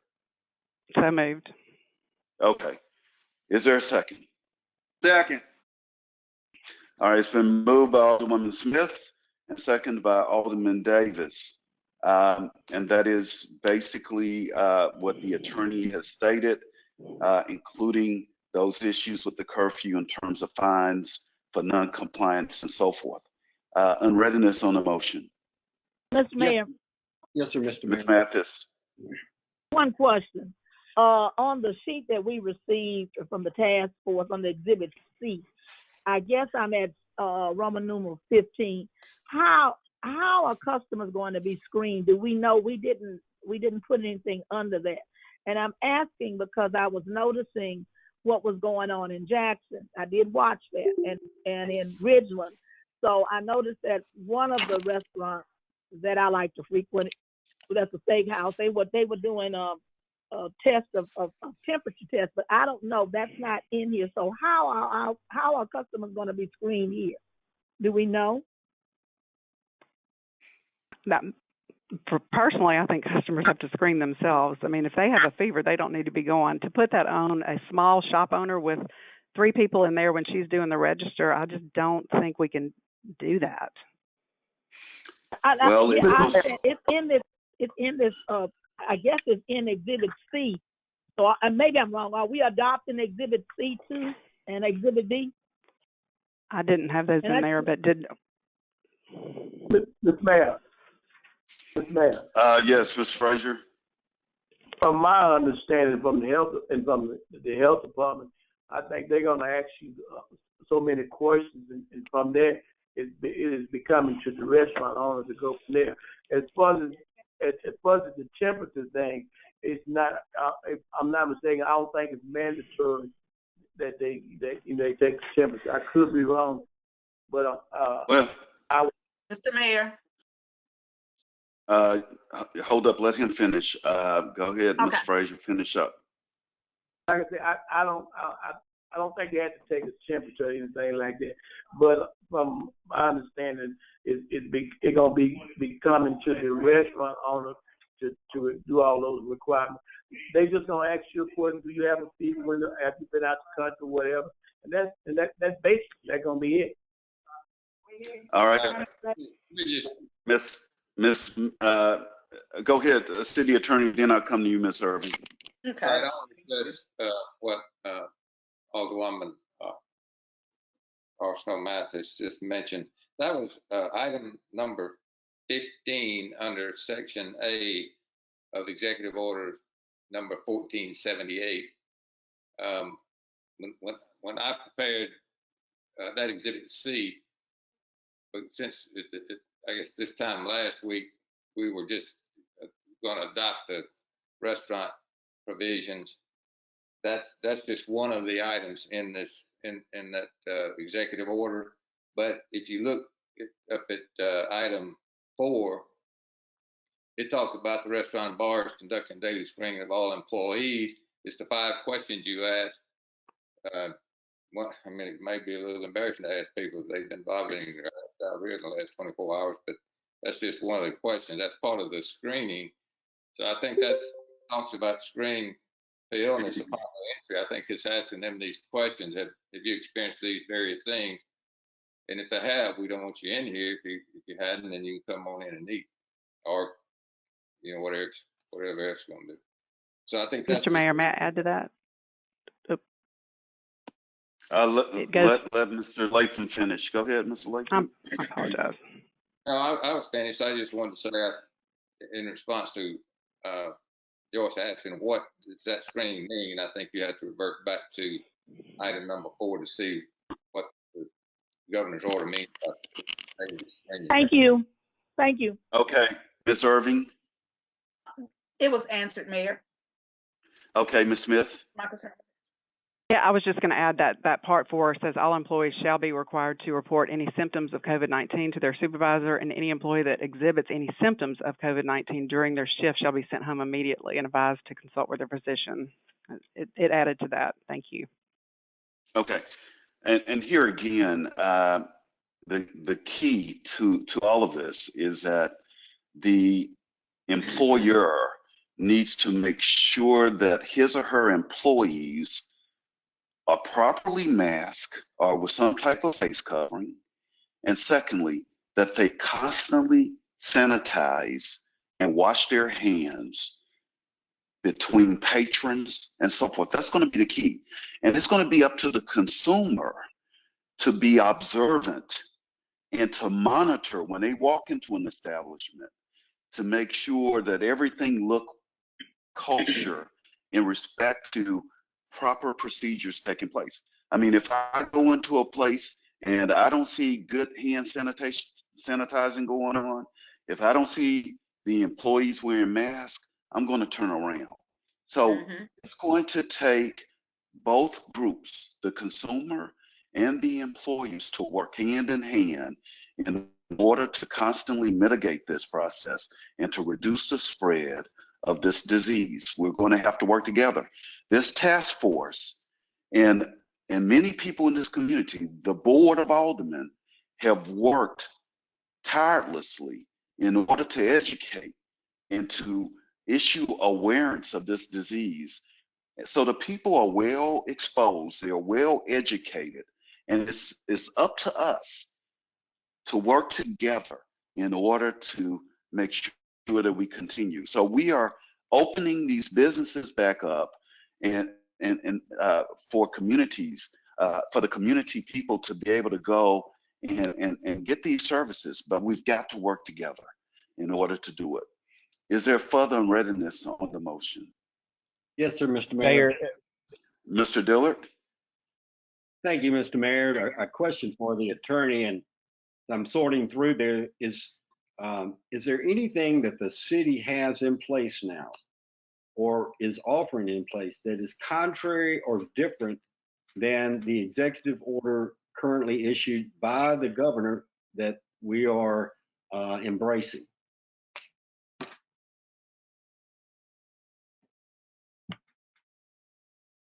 That would be to the attorney. Well, I say on as I stated, Executive Order 1478 is not adopted in full as set forth by the governor. Section A of Executive Order 1478 is adopted in full. Section B is not adopted except with respect to the tennis courts and the golf course will open subject to those restrictions that we discussed a few minutes ago. With respect to Executive Number 1480, it's my understanding it will be adopted in full. Okay, so, and that was the issue that we were bringing up about golf and tennis. I do understand that. And is it my understanding that by the motion of this board to approve the executive order as presented, that these businesses that are included in this discussion will be allowed to open immediately as of May the 13th at 8 a.m.? Is that the time? Well, I would add it's subject to the restrictions set forth in these two executive orders. They've got to comply with all these restrictions and compliance provisions before they can open. They've got to do the deep cleaning. They've got to do everything that's within these orders. Every business that wants to open today needs to have a copy of this and abide by those provisions set forth in. And those restrictions and guidelines that are required for the opening of these businesses, that is in step with the state's position. It seems to be referenced multiple times throughout these documents, correct? Right. Thank you, Mr. Mayor. Thank you, Mr. Dillard. There's further readiness. Mr. Mayor. Mr. Thames wanted to interject here because it's germane and he's the chairman of the task force. Mr. Thames. Thank you. I just want to, because this is coming to you, Board of Aldermen, as a recommendation from the task force, I feel compelled to underscore multiple times that this is the recommendation of the task force to you only so long as you adopt it wholly and entirely consistent without any alteration from the governor's current orders 1478 and 80. And those orders cannot be diminished in any way. You may, our recommendation is that you take those orders or strengthen them if you see fit, but we don't recommend them to you with any diminishment.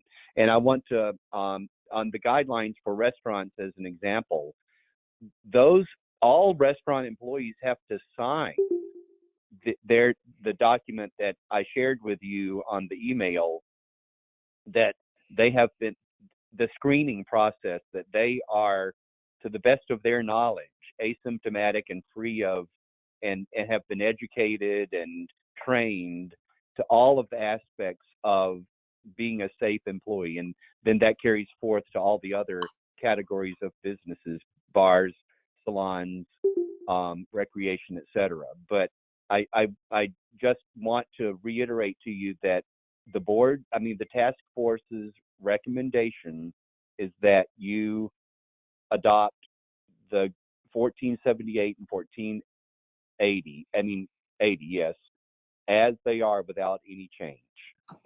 I'm sorry, but that's all I wanted to say. Thank you. Mr. Okay, Mayor. Ms. Mathis. Ms. Yes, Mathis. Mr. Mayor. I'm going back to the city attorney because I want to make sure from the recreation standpoint, I just heard what Mr. Thames said. All right, now we are excluding B from, I guess it's 1478. It's because and B has the, well, we can't exclude, I'm asking, can we exclude the state parks, which is I or 1? But I understand that 2 and 3 are going to be restricted just to tennis and golf. Am I not right? And then what do we do with I? Because I is state. Well, we don't have any authority to control state parks anyway. So Right, that's what I thought. in that respect, I mean, we just don't have any authority over that. But with respect to 2 little I and 3 little I, that I mean, we do have control over that, and it's up to the city to make that determination. So, Well, I was asking because I'm going along in my mind, and then I heard no exclusions from Mr. Thames, but we're gonna in the motion we are excluding B, right? Am I correct? Because I'm reading it now. Yes, ma'am. I failed to recognize that, and you're correct. Okay, I'm just making sure because I want to make sure that people understand that our parks are not going to be open. The only thing that's going to be open is tennis. It's my understanding, tennis and golf. Am I saying that right, Mr. City Attorney? yes, ma'am. That's exactly what we're doing. That is correct. And I think go ahead, Bob. I think William was just trying to point out that every guideline, restriction, and compliance order under the governor with respect to the restaurants, salons, gyms, and fitness centers has to be complied with in total. He wasn't making reference, I think, to this parks and recreational activities. Yes, for Mr. Latham, that's correct. Thanks. Ms. Smith, you have something on readiness? No, it was just, I think I heard Alderman Dillard throw out tomorrow at 8, but when we adopt this immediately, the governor's code goes into force, so it's now. Just want to clarify that. All right, further on readiness on the motion. Hearing Last none. thing, what's the, one question because I was trying to read it again. I'm trying to get back to 1480. What's the date? Because he gave dates on this thing, but I want to make sure that it goes through our, what are we going through, May 31st? What are the dates? What's the extension?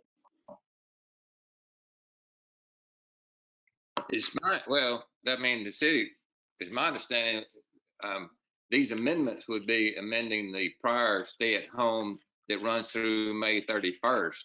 But it's up to the board whether or not that's going to be the end date. Well, we'll have a board meeting before the 31st. I'm just trying to make sure that I'm trying to dot all I's and cross all T's on this thing. That's the only reason I'm asking these questions. I don't want anybody to get upset. I'm just trying to make sure I understand the date. So I was with you thinking that ours was May 31st. So and I'm trying to find the date. You are talking about the expiration date, correct? Exactly. Yeah, and it goes through the end of the month, which is what, the 31st? I think it is. That's what ours does, right?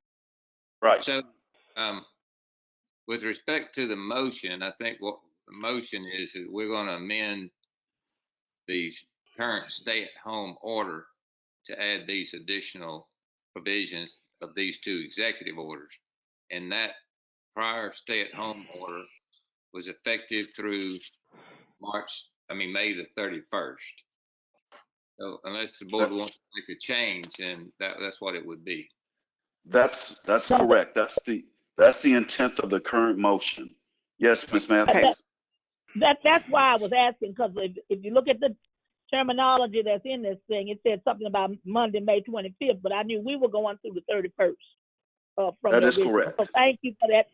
I'm just trying to get everything tied down so everybody knows what's going on. And we'll have a meeting on the 26th, I believe, so we can do whatever we need to do further at that point. And then we always have special call privileges to utilize. Thank you. Okay. Mr. Mayor. Is there further?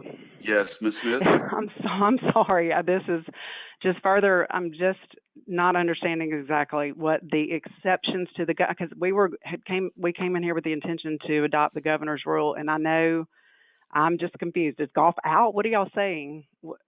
No, golf is included and tennis is included in this motion. Okay. No other And then I want facets of to. recreation. Well, one of the things that the governor did specifically talk about was soccer and baseball and less than 20 people to congregate outside. Currently, in this motion, it only includes golf and tennis. The rest of recreation, Ms. Mathis, who's chairman of the Recreation Committee, along with members of the task force, she and her committee are going to work on the other facets of recreation to make a recommendation to the board. Thank you. Further unwrittenness on the motion. Yes, sir, Mr. Mayor. One more question, and I too apologize, and it's a question to the attorney, that should the state's position change between now and the 31st, would those changes be automatically incorporated into the motion that we're putting forward? No. I mean, you'd have to include in the motion that this stay-at-home order would be continually amended as the governor issues new executive orders, and that's not in there. Thank you, Mr. Mayor. Okay, thank you, Mr. Dillard. Is there any other unreadiness on the motion? Hearing none. Alderman Mathis, how do you vote? Aye. Alderman Frazier, how do you vote? Aye. Alderwoman Smith, how do you vote? Aye. Alderwoman Irving, how do you vote? Aye. Alderman Davis, how do you vote? Aye. And Alderman Dillard, how do you vote? Aye. Okay, the amendment to the stay-home order has been approved unanimously. Thank you, Mr. Attorney. What else do you have? Just one item I think we had two actually for executive session.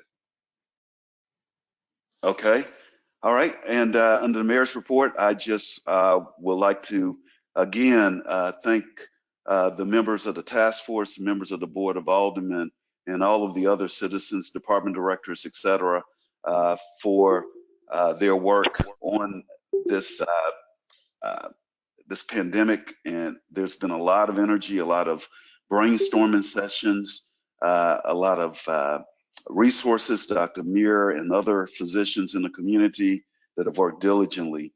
And I just want to thank all of them, but also thank the citizens for working with us, working with this community and trying to reduce the spread of this disease. And our, somebody saying something during my report? Who is that? I'm sorry, go ahead, Mr. Mayor, Chief. Okay. Along with our first responders who have worked hard towards this. So, Chief Armstrong, you have something? Yes, sir. In the penalty to the curfew, was there a discussion about the amount of fine that would be assessed? Mr. City Attorney? Well, the fines have said I think we can fine up to $1,000 for misdemeanors under the code, but I'd have to make sure. But it's whatever is provided for in the code, the maximum fine for misdemeanor. Correct. It is up to $1,000 on a misdemeanor. That is correct. And I guess it would be up to city judge to make a determination on at what level to set that fine. Thank you, sir. Okay. All right. All right. Any new business for the board? Okay, if there's no new business, Yes, Mr. Mayor, I just wanted to make sure that there was an announcement, if you'll recognize me, that the absentee balloting ends May 30th. That's my understanding. So people need to know that. If we talked about that in an earlier meeting this morning at 10 to get that word out. They're encouraging people to absentee ballot, but that balloting ends May 30th. Thank you, Mr. Mayor. thank you for bringing that to my attention. And on that note, citizens can go to the city's website. There's a link on that particular page when you open up the city's website that you can click on, and actually you can fill in an application for an absentee ballot there on the city's website, and the city clerk's office will expeditiously mail out a ballot to those individuals. So thanks for bringing that up, Ms. Mathis. So let me. But also, Mr. Mayor, could you give the telephone number, because a lot of people don't have that capability. So there was a telephone number. I give it out on my radio program, but I think it's, the city clerk can give the phone number out again. Okay. Yes, ma'am. It's Madam 601. Okay, it's 601-446-2425. 601-446-2425. Thank you. Thank you. Ma'am. All right. Again, I would like to inform the public that at this point in our meeting, we're going to have a period of a closed determination to determine whether or not the items qualify for discussion in executive session. What happens at that point, the attorney will come back to the public meeting to inform the public whether or not the items qualify for executive session. If they qualify for executive session, the board members will stay in that closed session and discuss those items. If they do not qualify for discussion in the executive session, the board will have to come back to this public meeting and deal with those particular issues in the public. If we go into the executive session, that is, if they qualify, ultimately the board will come back to open session in order to deal with those issues if there is any action that is required on those particular items. And then at that point, the board will adjourn. So you can stay on this call and eventually the board will return. So at this time, I will entertain a motion for a closed determination. So moved. Is there a second? Second. Moved and second that we proceed into a closed determination. Board members, before we take the vote, Ms. Patterson has sent you the link for the executive session. Alderwoman Mathis, how do you vote? Aye. Alderman Frazier? Aye. Alderwoman Smith? Aye. Alderwoman Irving? Aye. Alderman Davis? Aye. Alderman Dillard? Aye. It's unanimous. We will proceed in executive session. Board members, you can hang up now and dial in onto the executive session line. Thank you. This is Bob Latham. I'm reporting that the board has made a determination that we have items dealing with litigation that can be discussed in executive session. One's dealing with the Department of Public Works, one dealing with the city clerk's office. And as soon as we get through with the executive session, we'll be back into the regular meeting. Thank you. Okay. I don't know what's going on. Bob, is he back? He should have, yeah, he should still be on here, Mayor. Yes. I'm back. Okay. Madam Clerk, go ahead on and perform the roll call. Yes, sir. Alderman Mathis? Here. Alderman Frazier, Here. Alderwoman Smith, Here. Alderwoman Irvin, Alderwoman Irvin, Alderman Davis, Here. Alderman Dillard, Here. Mr. Latham. Here. Is it Alderwoman Irvin just came Alderwoman on? Irvin. Heard somebody come on, Mayor. Yeah, Alderwoman Irvin, are you there? Okay, I guess not. We have a quorum. Yes, sir. Bob, Bob, did we have to take any action? We didn't take any action on my part of the executive session. Okay, so there's no other action that's needed. So at this time, I will entertain a motion that we adjourn. So moved. Second. It's been moved by Alderman Davis and seconded by Alderwoman Smith. It is not a debatable motion. Alderwoman Mathis, how do you vote? Aye.